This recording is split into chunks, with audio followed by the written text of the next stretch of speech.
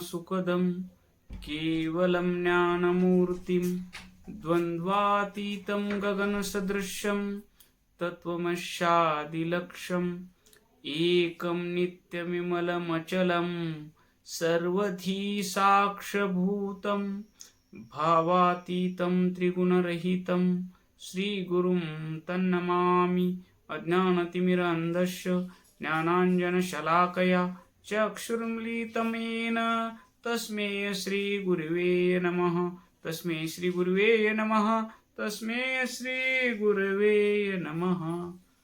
आपण संतश्रेष्ठ बसवलिंग महाराज यांच्या अभंगवाणीवर चिंतन करत आहोत। चिंतनासाठी घेतलेला आजचा अभंग आहे, सेविता विषय वाढती सकळ सदा तळमळ भोगावया।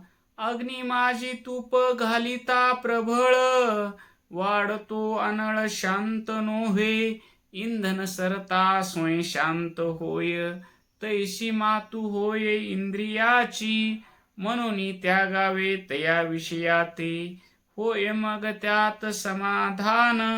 अग्नी माझी तूप घालिता प्रबळ वाढतो अनळ शांत नोहे। बसवलिंग म्हणे हेची त्यागांग भक्तावे अभंग मुळी देतो। अग्नी माझी तूप घालिता प्रबळ वाढतो अनळ शांत नोहे। या 5 चरणाच्या अभंगातून संतश्रेष्ठ बसवलिंग महाराज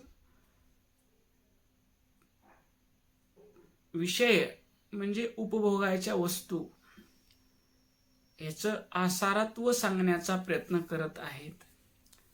5 विषय आहेत, शब्द, स्पर्श, रूप, रस आणि गंध।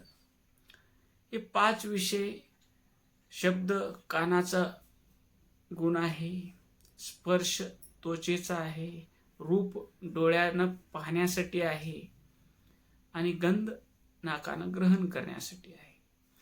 मग ह्या 5 विषयाचा त्याग केल्याशिवाय सुख लागणार नाही असं या ठिकाणी महाराज म्हणतात।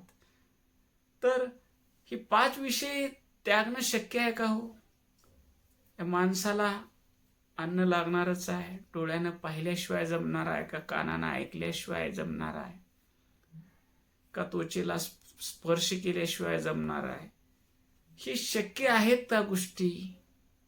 मग शक्य नसतील तर संत का सांगतात? याच्या मागचं रहस्य काय, याच्या मागचं विज्ञान काय हे समजून घ्यायचं आहे। या ठिकाणी महाराज पहिल्या चरणात म्हणतात, सेविता विषय वाढती सकळ सदा तळमळ भोगावया। एकदा विषयाचं सेवन झालं, एक लाडू खाल्ला, लाडू खाल्ल्यानंतर पुन्हा अजून लाडू खावाच वाटतो, असंच लाडू खायला मिळत राहावं वाटतं।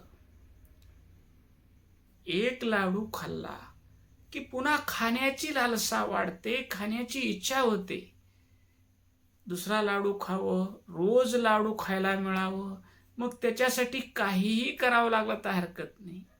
सेविता विषय वाढती सकळ सदा तळमळ भोगावया।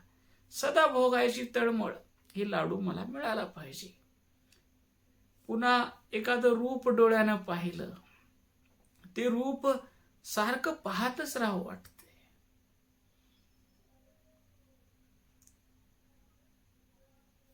त्या रूपाचं चिंतन करावं वाटते, ते रूप पुन्हा पुन्हा पाहावं वाटते। माणसं वेडी होऊन जातात। तुझे रब ने बनाया बड़ी फुर्सत से मेरे यार, जी चाहे तुझे देखता ही रहूं। एकदा बघितल्यानंतर त्याचं समाधान नाही, पुन्हा पुन्हा बघावं वाटतंय आणि डोळ्यापुढे येत नसलं की दुःख होतंय, तळमळ लागते। कधी पाहावं, कधी पाहावं, कधी खावं, कधी खावं। हॅलो म्हणून आवाज, प्रिय व्यक्तीचा आवाज ऐकण्यासाठी एकदा आवाज ऐकला समाधान नाही, पुन्हा पुन्हा ऐकावं वाटतंय, पुन्हा पुन्हा ऐकण्यासाठी जीव तळमळतो। सदा तळमळ भोगावया। आणि कुठलीही उपभोग्य वस्तू. अष्टावक्र सांगतात, जर तुम्हाला मुक्ती पाहिजे असेल, जर तुम्हाला मुक्ती पाहिजे असेल, जर तुम्हाला पूर्ण समाधान पाहिजे असेल, जर तुम्हाला पूर्ण शांती पाहिजे असेल, जर तुम्हाला अक्षय सुख पाहिजे असेल, जीवनामध्ये तुम्हाला दुःख नको असेल, पूर्ण शांती, पूर्ण समाधान, पूर्ण आनंद, सदैव प्रेम स्वरूप राहायचं असेल, तर तुम्ही विषयाला विषया समान समजून त्याग केला पाहिजे. विषयाला विषया समान समजून त्याचा त्याग केला पाहिजे. विष काय करतं? विष पेल्यानंतर माणूस मरत. तसं भोग भोगता भोगता कोणताही कामाचा भोग असो, भोगता भोगता शरीर म्हातारं होऊन जातं, शरीर क्षीण होऊन जातं, पण भोगण्याची इच्छा संपत नाही. खाता खाता दात पडून जातात चावून चावून, पण खाण्याची इच्छा संपत नाही. एक माणूस म्हणाला, लई मला ती खारोडी खाऊ वाटले. ते सजगुऱ्याच्या खारोड्या करतात आमच्याकडं, खारोड्या खाऊ वाटल्या. मी म्हणलं, तुम्हाला दातच नाहीत की हो? दात पडले तर मी खाऊच वाटले. मग कसं खाता? काय नाही, उकळामध्ये कुटून त्याचं बारीक पावडर करून चगळायचं आणि चगळून गिळायचं. खाऊन खाऊन दात पडले तरी खाण्याची इच्छा संपल नाही. रूप पाहून पाहून डोळ्याला चष्मा लागला, काही दिवसानं तेही दिसणार नाही, तरीही पाहण्याची इच्छा संपली नाही. ऐकून ऐकून कान बधीर झाले, भोग भोगून भोगून शरीर क्षीण झालं, पण भोग भोगण्याची इच्छा संपत नाही. म्हणून म्हणतात, सेविता विषय वाढती सकळ, सदा तळमळ भोगावया. आणि ही सदा तळमळ आहे. एक घर बांधलं की झालं म्हणते. घर बांधल्यावर झाला का समाधान? अजून कुठं तर कोणतर मोठं घर बांधतंय, त्याच्यापेक्षा मोठं घर बांधावं वाटतंय. एक मोटरसायकल घेतल्यावर झालं, आपलं स्वप्न आहे टू व्हीलर गाडी घ्यायचं. टू व्हीलर घेतल्यावर हा समाधान झाला का त्या भोगानं? पुन्हा कोणतर कार घेतल्याला दिसतंय, कार घेतला समाधान झाला का? कोणतर विमानानं तिरुपतीला गेल्याला दिसतंय, विमानानं जायला मिळालं तर बरं आहे. सेविता विषय वाढती सकळ, सदा तळमळ भोगावया. मग ज्याच्या मनामध्ये सदा तळमळ आहे भोगण्याची, सदा हे पाहिजे, ही पाहिजे, ही गाडी घेतलं ती गाडी पाहिजे, हे बंगला घेतला तो बंगला पाहिजे, हे कपडे घेतले, कोणतर मोठ्या कार्यक्रमात कोणतर चांगला अजून कपडे घालून आलं, तसे कपडे पाहिजेत. अग्नी माझी तूप घालिता प्रबळ, वाढतो अनळ शांत नव्हे. म्हणतात, अग्नीमध्ये जर तूप घातलं तर ती अग्नी भडकते, ती शांत होणार नाही. तसं जिभीला जे खाऊ वाटलं ते जर सारखं देत गेलं तर जीभ ही भीक मागायला लावेल. तेच पाहिजे मिळणार गेलं तर कुणाच्या तर घरचं तर मिळेल का म्हणून जाईल. भोग भोगणाऱ्या इंद्रियाला जर तेच देत गेलं तर इंद्रिय तुम्हाला भिकारी करतील, याचना करायला लावतील, दे मला दे मला. म्हणून अग्नी माझी तूप घालिता प्रबळ, वाढतो अनळ शांत नव्हे. अष्टावक्र सांगतात की तुम्हाला जर मुक्ती हवी असेल तर तुम्ही विषयाला विषया समान समजून त्याग करा. 84 लाख जन्मामध्ये तुम्ही खाल्लो नाही का? कोणत्या जन्मात तुम्ही खाल्लो नाही? खात खातच 84 लाख जन्म आले. कोणत्या जन्मात तुम्ही कानानं ऐकलो नाही? कोणत्या जन्मात तुम्ही डोळ्यानं रूप पाहिलो नाही? कोणत्या जन्मामध्ये भोग इंद्रियानं तुम्ही भोग भोगला नाहीत? प्रत्येक जन्मामध्ये तेच केलो आणि आता हा माणसाचा जन्म मिळाला तरीही पाहिजे पाहिजे.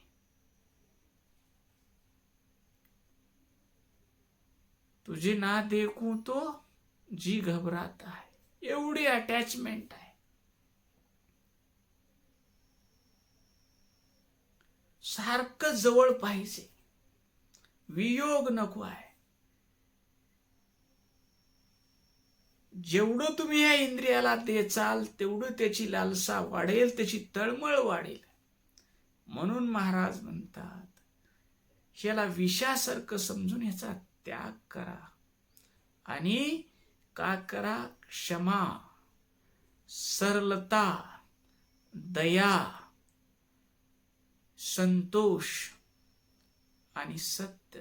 अष्टावक्र जनक राजा अष्टावक्राला विचारतो, मला मुक्ती, वैराग्य कसं येईल आणि मला मुक्ती कसं मिळेल?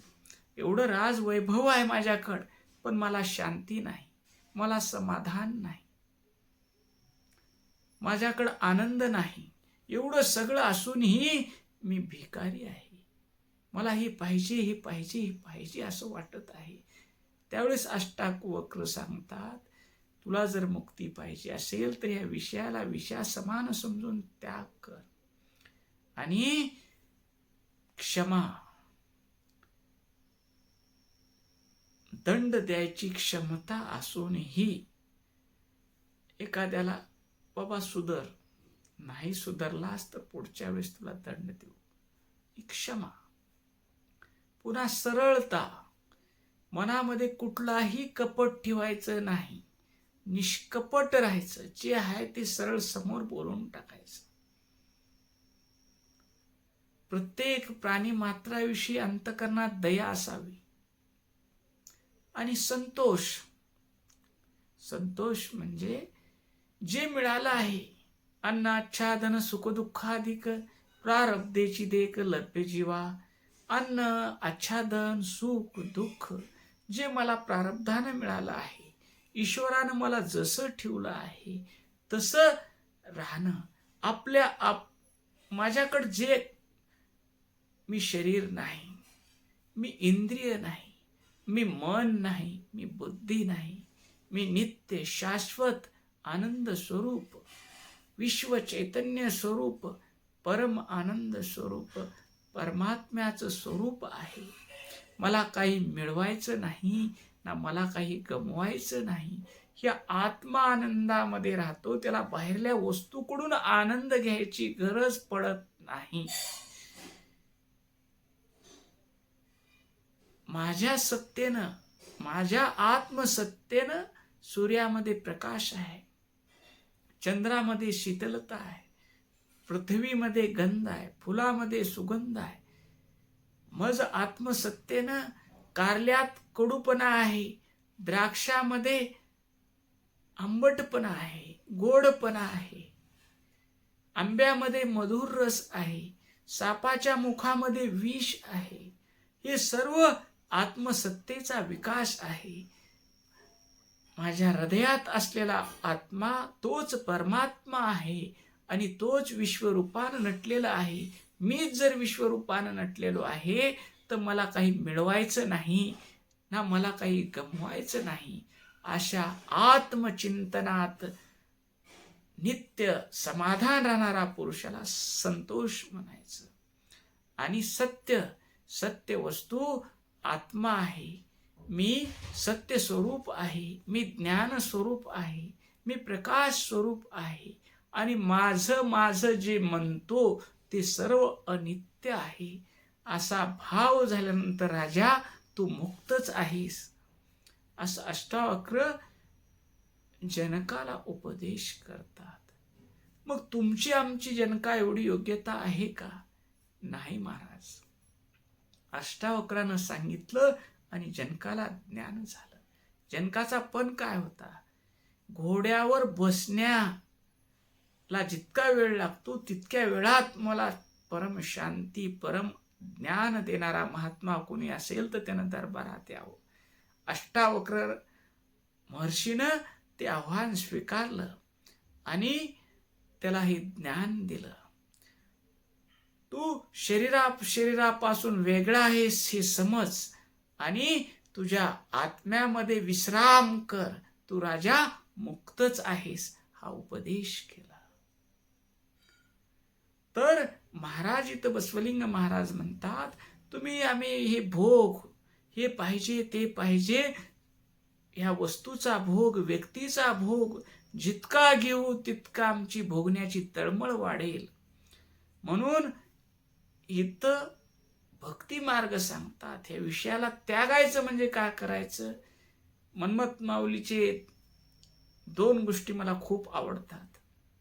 मन्मथ माऊली एका अभंगात म्हणतात, मन्मथ म्हणे जन वर्मते चुकती 84ची गुंती पडे जेणे. मी हा अभंग वाचला तेव्हा मी विचारात पडलो, माऊली कोणतं वर्म चुकलं म्हणतात, जे वर्म चुकल्यामुळं हा जीव पुन्हा पुन्हा जन्मतो, पुन्हा पुन्हा मरतो, पुन्हा पुन्हा संसारात येतो, पुन्हा पुन्हा दुःख भोगतो. तर त्यांचं उत्तर मला त्यांचं वाङ्मय वाचताना दुसऱ्या अभंगात सापडलं. लिंगार्पित कर्म परम हाची धर्म जाणून या वर्म सुखावला.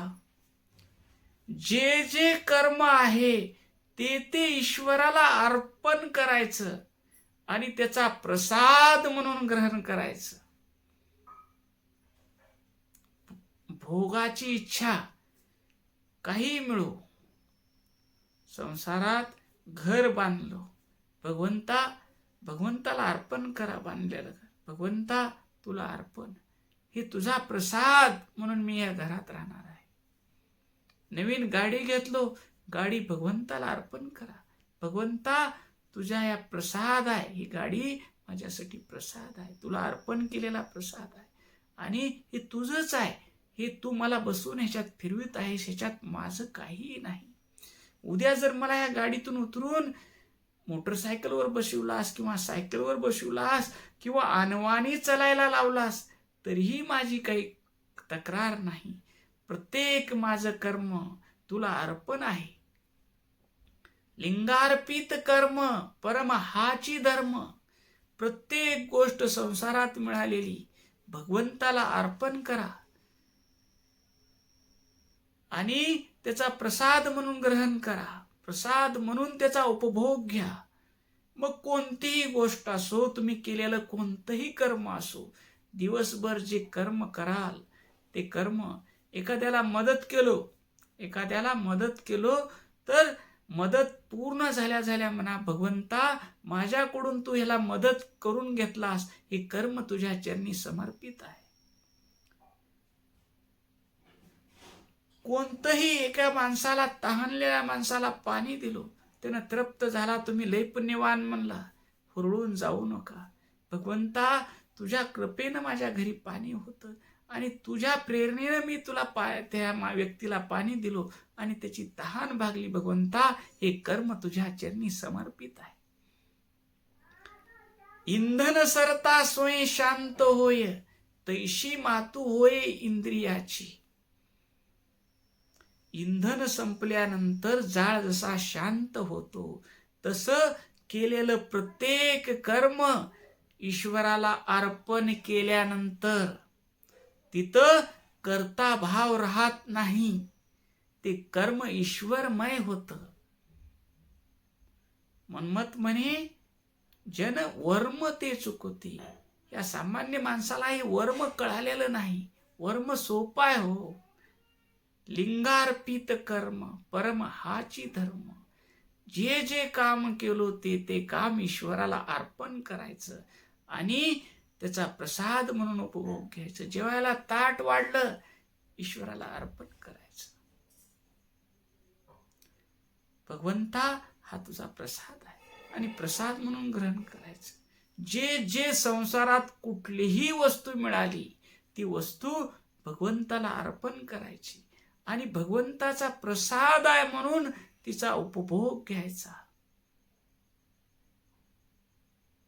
बसवलिंग महाराज हे सांगतात, म्हणतात म्हणून त्यागावे तया विषयाते. विषयाचा त्याग अशा पद्धतीनं करायचा, भगवंताला अर्पण करायचा. भगवंताला अर्पण केल्यानंतर तिथं कर्ता भाव नाही. लेकरावाला शिकवलो, ठीक आहे, भगवंता या लेकरावर शिक्षण झालं, नोकरीवर गेलं, हे शिकवलेलं कर्म तुझ्या चरणी समर्पित आहे. मग पुन्हा त्या लेकरानं सांभाळलं, तुझी इच्छा, नाही सांभाळलं, तुझी इच्छा. कारण शिकवलेलं कर्म अर्पण केलेलं आहे. मी एवढं शिकवलो हो, माझी ऐपत नव्हती, मी लोकाची नोकरी केलो, याला शिकवलो, यानं मला सांभाळला गेले, अरे दुःखी झालास. ती कर्म मी केलो, जोपर्यंत मी म्हणशील तोपर्यंत तुला दुःख होईल. बसवलिंग म्हणे, हेची त्यागांग भक्तावे अभंग मुळी देतो. त्याग कसा करावा? सद्गुरूच्या चरणी केलेलं कर्म समर्पित करावं, ईश्वराला केलेलं कर्म समर्पित करावं आणि ईश्वराचा प्रसाद म्हणून सर्व भोग ग्रहण करावा. तिथं कर्तेपणा निघून जातो आणि फक्त उरतो ईश्वर. ओम शांती शांती शांती.